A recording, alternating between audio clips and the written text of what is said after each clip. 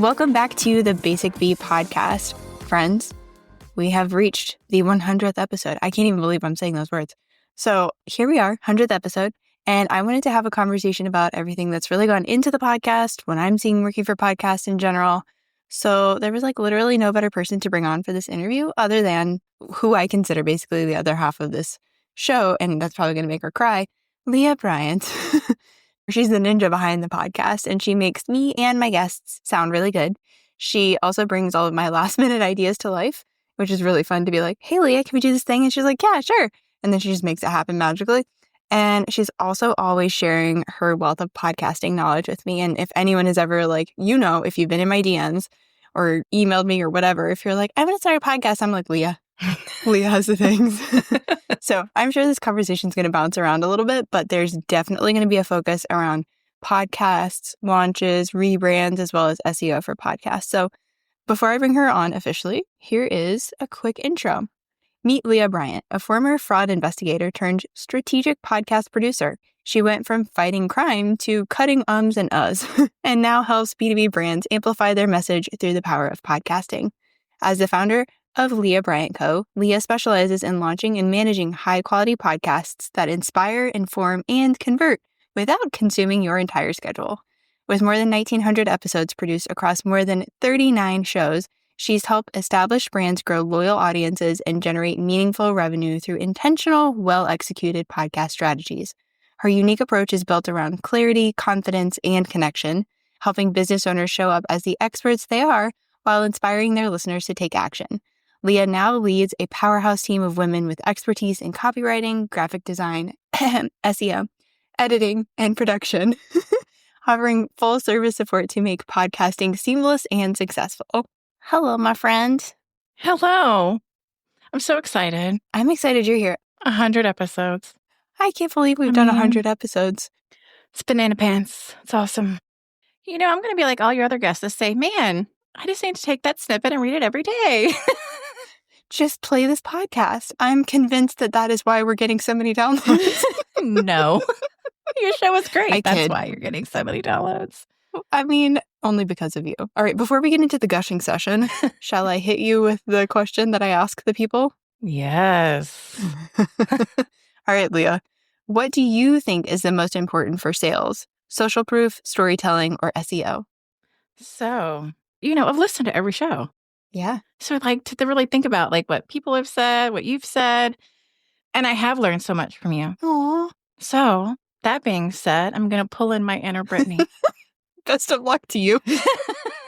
And say that I think it's less about choosing one and understanding how all of these work together.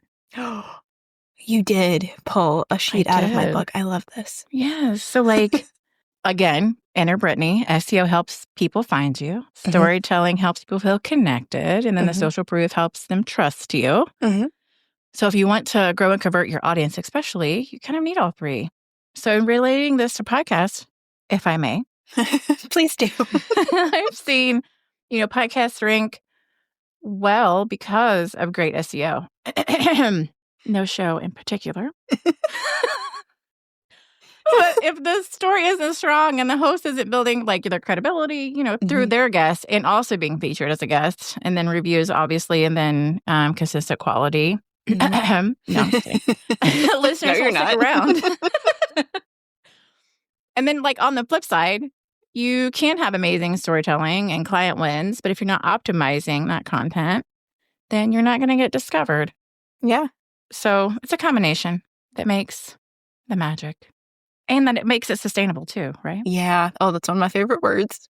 I have so many S words. Sustainable, successful. All of the S words. It's great. I love it. Well, I know we're going to probably get into some of the shows that we've worked on. We don't have to name names or anything like that unless you really want to. But you were just mentioning, shows aren't going to get found if you don't optimize them to be findable. So, I mean, what have you noticed are maybe the biggest, most impactful SEO pieces for a podcast? Okay, so I would say the first thing everybody wants to do is they want to be creative with their title. And that's great. But save your creativity for speaking to your audience. Because your creativity isn't going to help you strategically be found. Well, let's use an example that we worked on together, if you don't mind. Because you're also helping me with a case study for this, so I feel confident in talking about this. So we had a client who their podcast was Colorful Conversations, which is great. I bet their conversations would be fun and lively. They're an interior designer, so that makes sense. But that's not going to tell me exactly what the show is about or if I want to listen to it. When we went in to rename the podcast, we got really strategic and able to pull in keywords. So that way it's telling people what exactly it is, like black and white. Yeah, with your podcast title especially. I mean, I feel like sometimes you can be a little playful with the episode titles, but... Sometimes, with the episode titles, yeah. Sometimes. I feel like you could also probably pull in some SEO and be playful. Yeah, exactly. And that's the tone that I try to strike. I think you do fabulous with that. I mean, thanks. You've seen pretty much all of the work I've done, too. And in case anyone's ever wondering, Leah's the reason that I even do podcast SEO, because I think it was, I don't know, 1.5, 2 years ago. You were like, hey, do you want to write show notes? And I was like, that sounds fun. Next thing I know, Leah and I have figured out podcast SEO. So good. Yeah. Also think about your description. Sometimes they want to write a sentence or two, or they want to write a novel. I think there's a happy medium in between those two. And like really call out to your, who you want to pull in as a listener and be strategic with those keywords. And think about when people are going to search for something, how are they putting it in there? Yeah. How are they phrasing it? What are they saying in that search bar? Yeah. Pull that into your description. Oh, I like that. So an argument could be made, like even in my brain, I'm like, well, mine is called the Basic B, but we have done something. And part of the reason why we're talking about rebrands as well during the conversation is because that's one of the things I'm doing with the podcast. I love talking about SEO, storytelling, social proof, but I also want to weave in some other stuff. So I found a way to do it. The name isn't changing, though, the Basic B. So you've talked me through some ideas of what I can do to make that title more optimized. You want to talk to the good people about that? Yeah.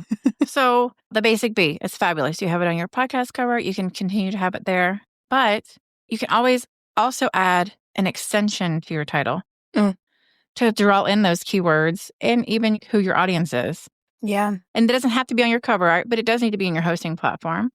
It's like where your title is, the Basic B, and then you could type in whatever your extension would be, like this topic's for these people. Oh, yeah. Essentially. Right. And then that way you're using your keywords for what it is and who it's for. And then there's also explaining like what it's about too, right? So you're like what is that saying? 2 birds with 1 stone. Yes. Thank you. I mean, that's what I'm here for. No, that makes a lot of sense. I mean, right now mine is the Basic B, SEO, storytelling, social proof, something like that. I can't ever remember the order that the words are in, but I could also see with the advice you just gave, having it be the Basic B, SEO for established entrepreneurs or something like that. Yes. That's good. Or you could even niche down more if you wanted to find a subset within entrepreneurs. Right, like service providers or coaches or yeah.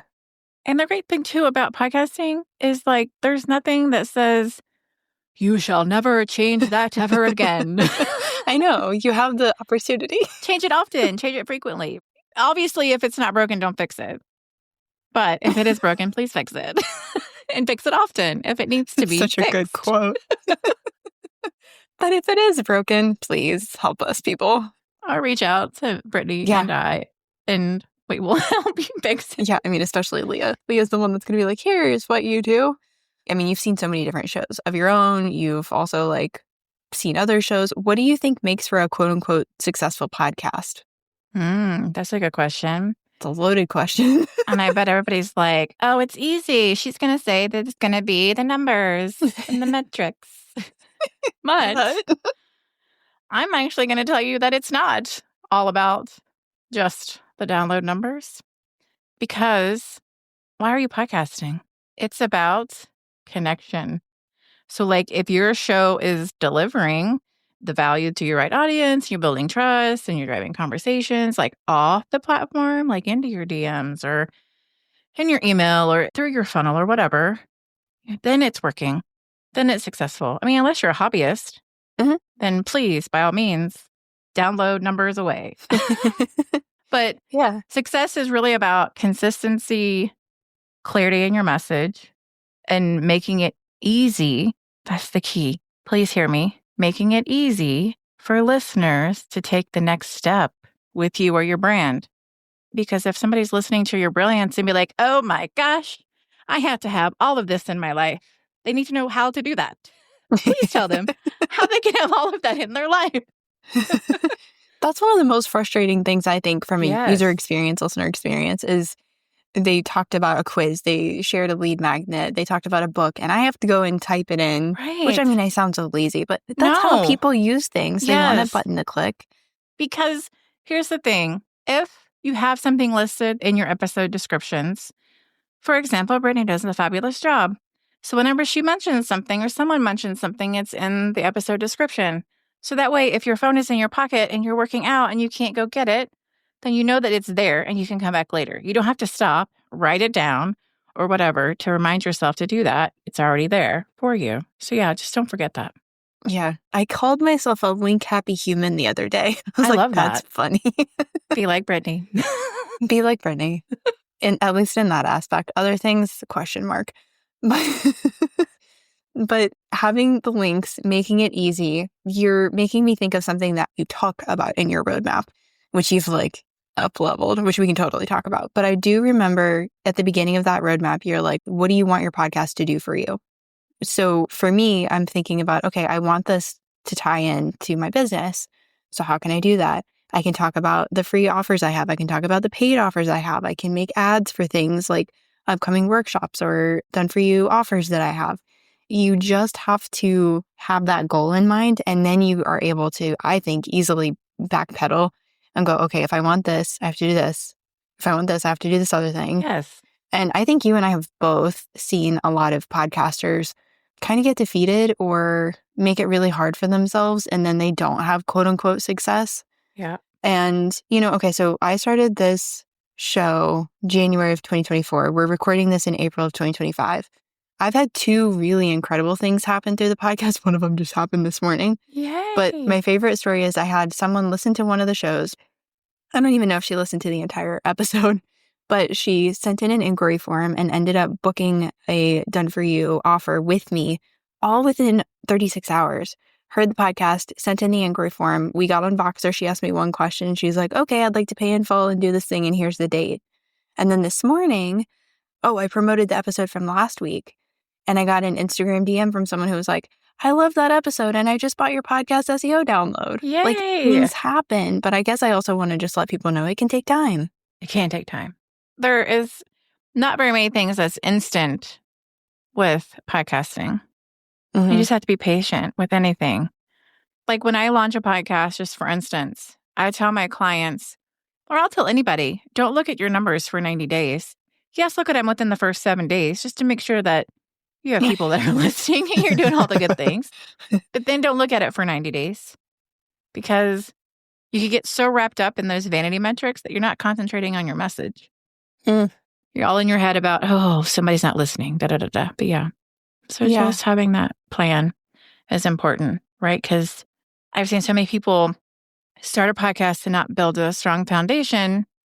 And then within the 7 episodes, they're going to pod fade, right? Mm-hmm. You can't have a house built in the sand and expect it to withstand a hurricane. No, you can do that. It's just not going to be there for very long. Exactly.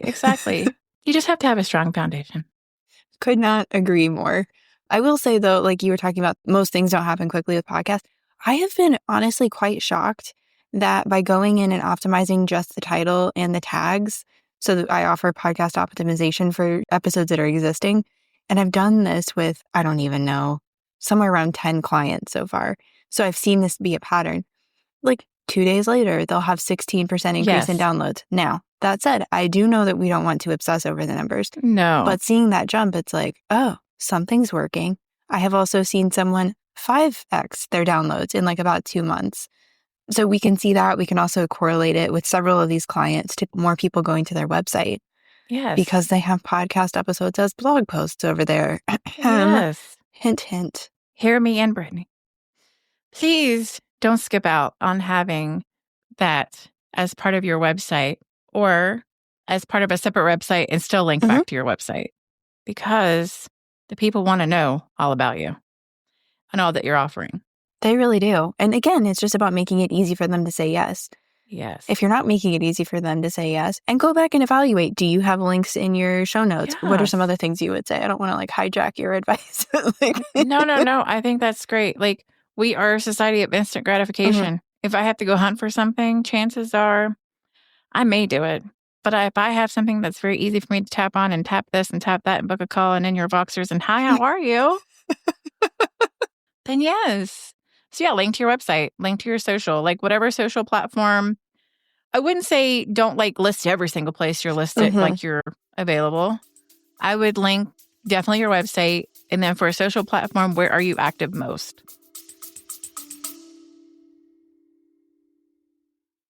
Hey, fellow podcaster. I see you out here wanting to do more with SEO, but not even knowing where to begin or what to do.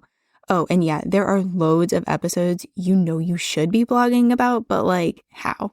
I saw so many conversations just like this happening around me, and one day I just thought, I'm a podcaster, I'm an SEO show notes writer, I should make a resource. So I did. And now you can grab the SEO podcast show note and blog post templates.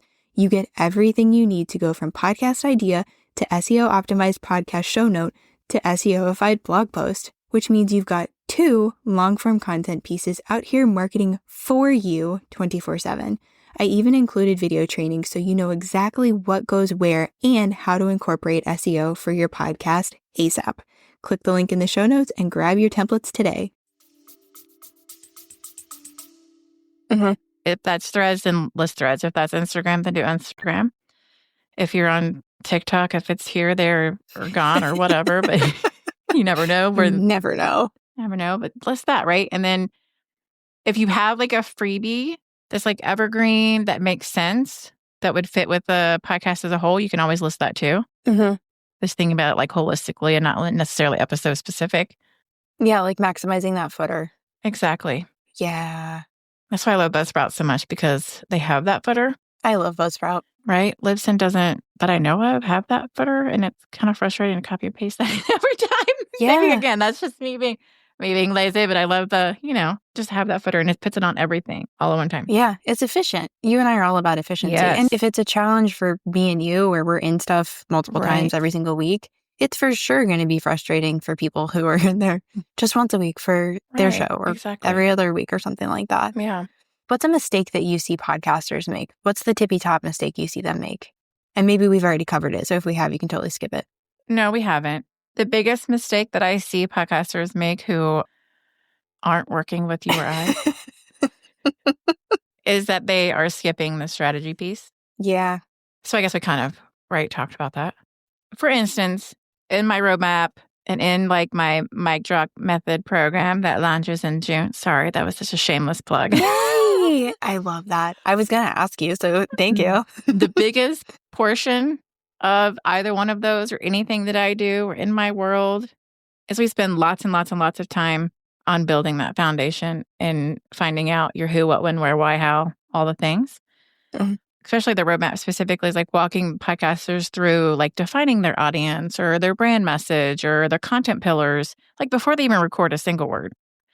And a lot of people jump straight into like the tech and the cover art because it feels fun. It's easy. But then they don't think about their why. Why is their podcast going to exist, or how it's going to support their business, or even like how is it going to support their goals for their business. And then another thing is neglecting, like we were just saying, the listener journey, because I try to teach my clients to map out not just the first few episodes, but like holistically think about how the show is leading into their offers or their community or their program or whatever. So like if you're not thinking about how to guide a listener from awareness to action, you're missing out on that real magic of podcasting, right? It's that messy middle. It's the messy middle, but it's also like it's like the most impactful. The most impactful. Yes. I love it. Yeah. So if you're not paying attention to that, you're totally missing out on the stuff that's actually going to get someone to not only just listen to an episode, follow the show, recommend it to other people, follow up with you, buy a download, book a call with you, whatever that next step is. That's like, I think for me, that's the most frustrating part of talking to other podcasters. They're like, my podcast isn't working. And it's like, okay, you have to go back to the beginning Yes. and figure out, especially what do you want the podcast to do? How do you see your podcast fitting into your business? Yes. Like the funnel and the listener journey, the client journey, like what's happening there? Like some of my clients, they have told me specifically that people always say that they've listened to the podcast. Either they've been a longtime listener or they heard an episode and they've reached out to them to book a thing.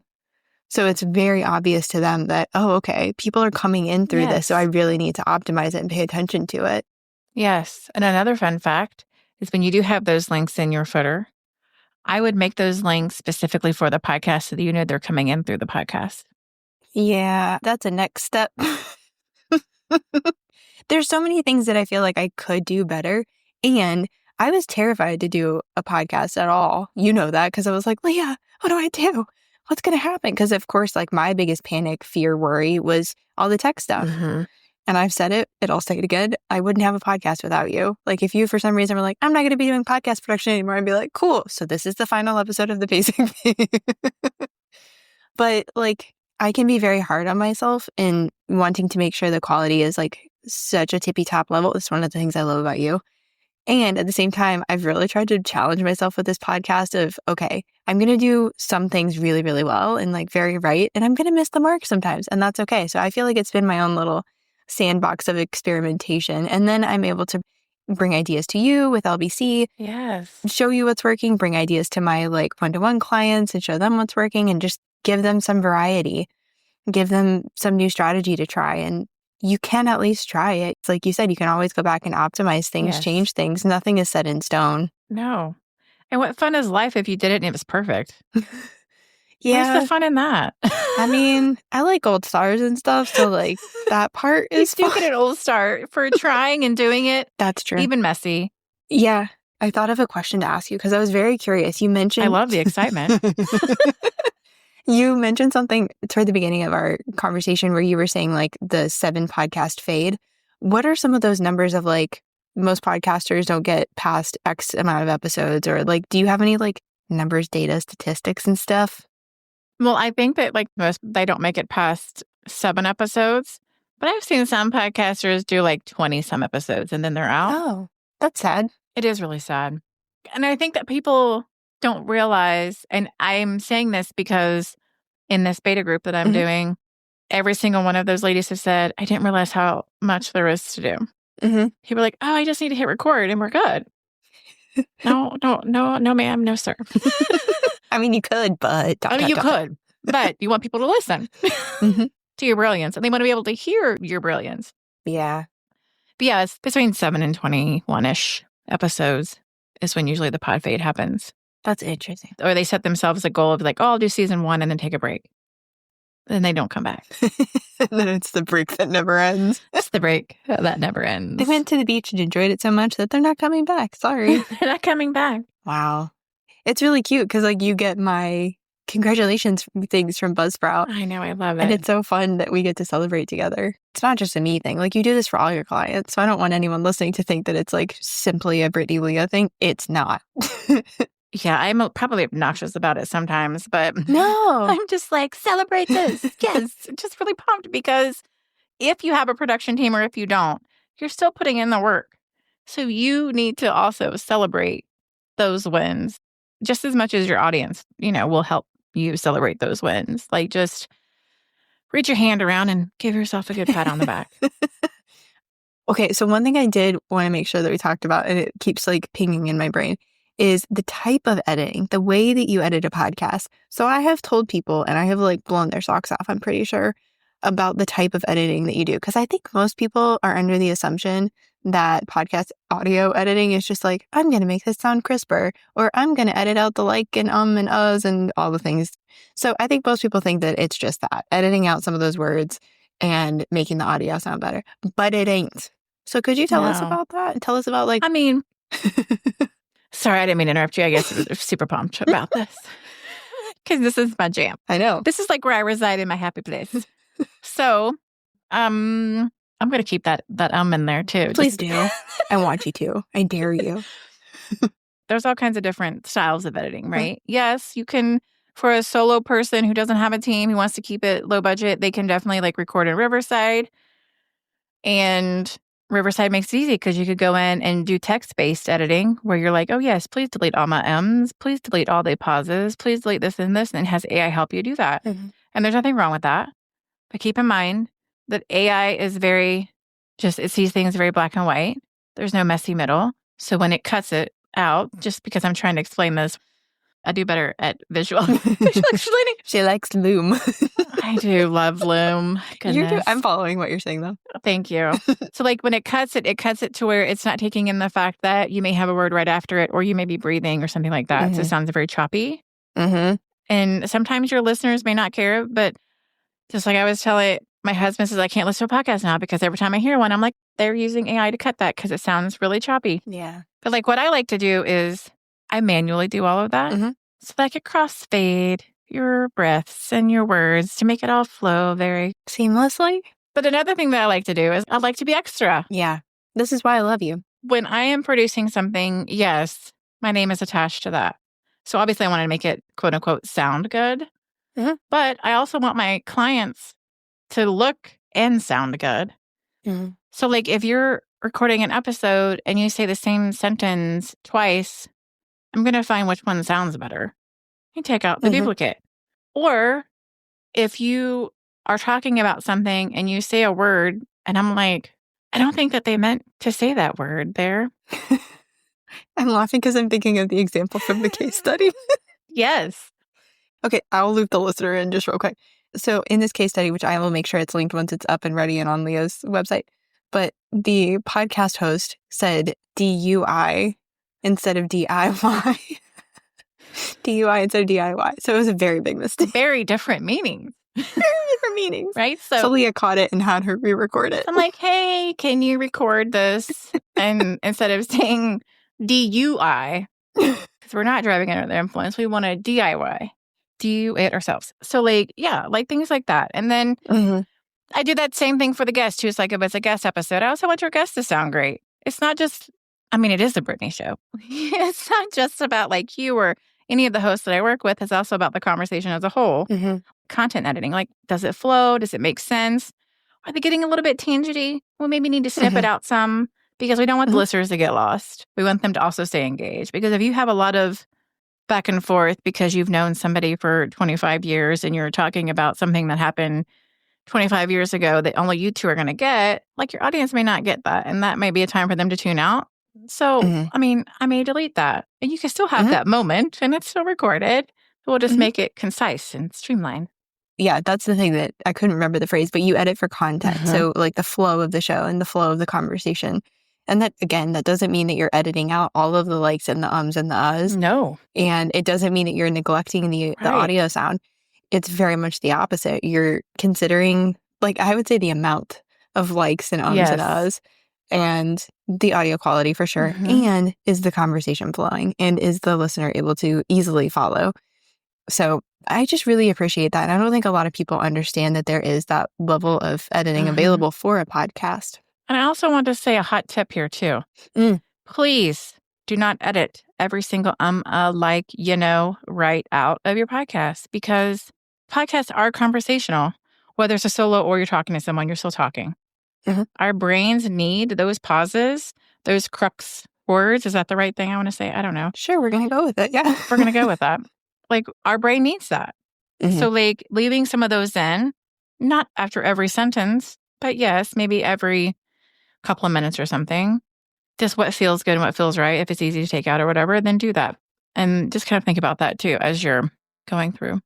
Yeah. No, I love that.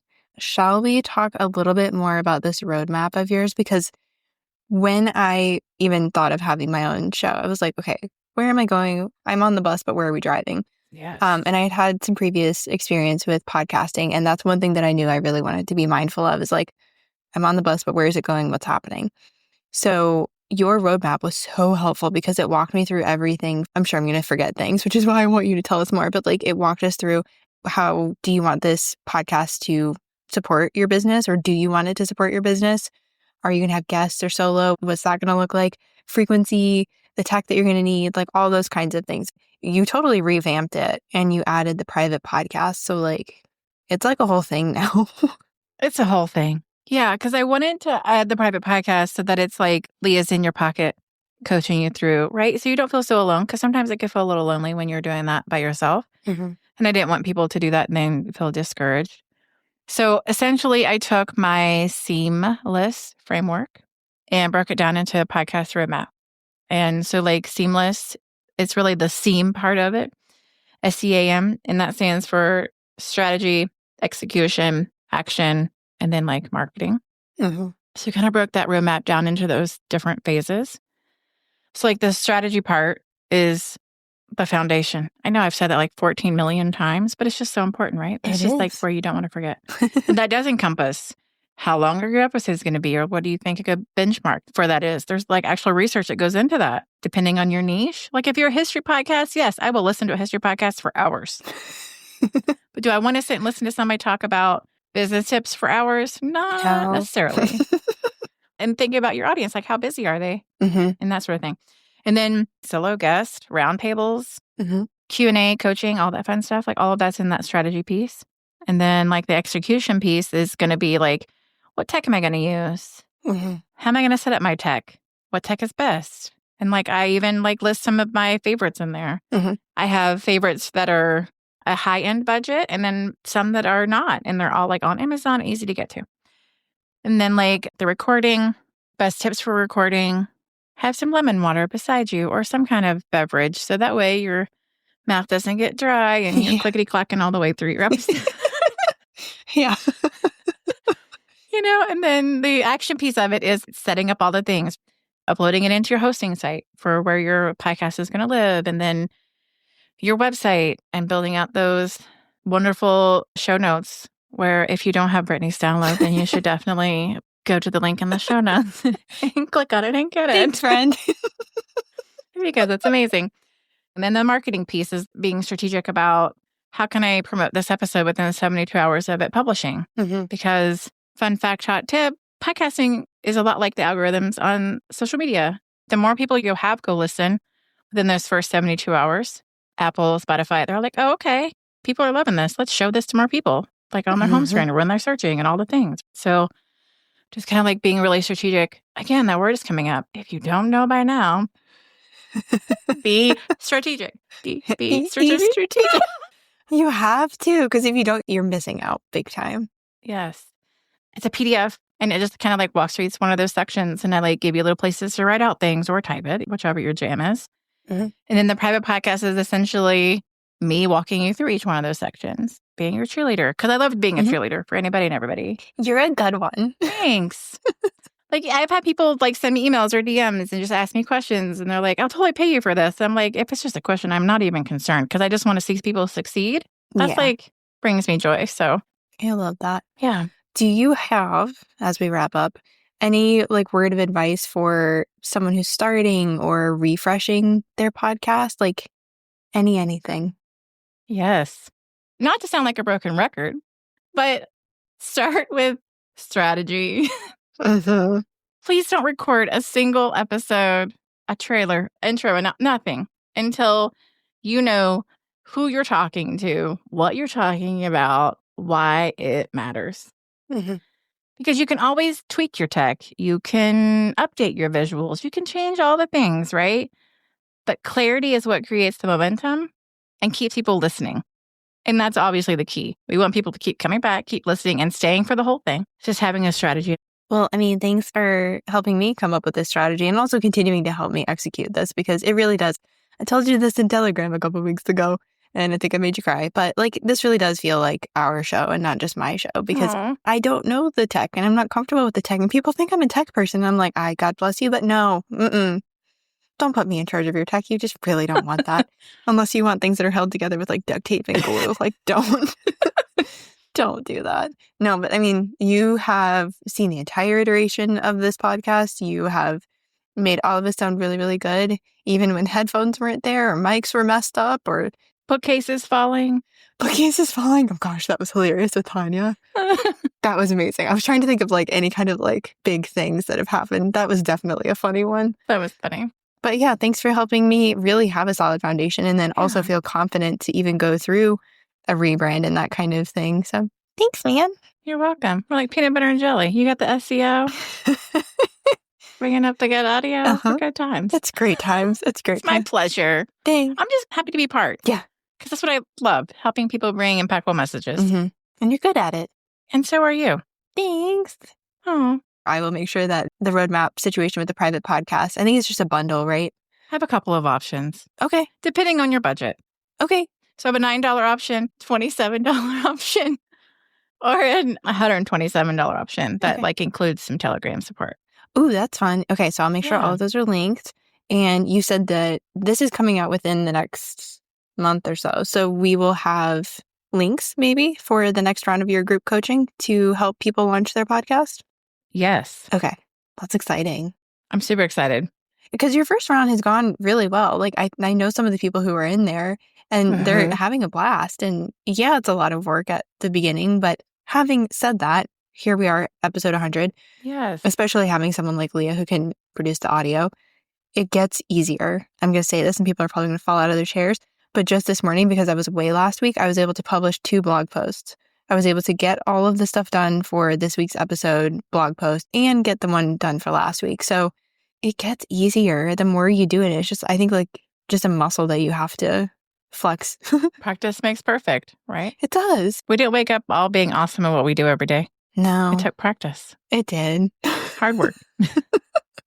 Some faceplant moments and then, oh yeah, okay, that's not how that goes. Is there anything else you want to mention or tell us about or anything before we head out? No, I think we covered everything. I would just say be kind to yourself. Yeah.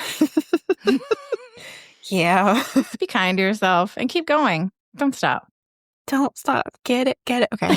And on that fun note there, thanks for sticking around. Thanks for being with me through 100 episodes. Plus, I don't know how many it will be at this point by the time you hear this, but it's been fun, everyone. And I will catch you on the next episode.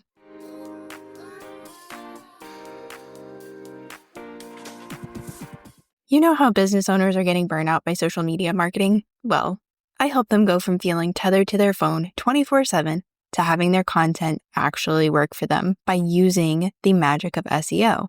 It's incredible to see them getting leads from Google, even when life is lifing. How do we do it? With my 3-step SEO and Grow method, they easily go from frustrated, ashamed, and doubtful to empowered and excited by SEO. I know, believe it, it's true. All they really want is to have clients flocking to their websites without social media. And my approach gets them there. The first step of the SEO journey is understanding, getting familiar with terms, learning how to find the best keywords, getting a good foundational knowledge of SEO. It's where you start to see how simple SEO can truly be. You can be a part of this same adventure by joining SEO Foundations, my 5-week SEO mentorship program for entrepreneurs. Check out the details below and take advantage of the opportunity to save $150 for a limited time. I'll see you inside.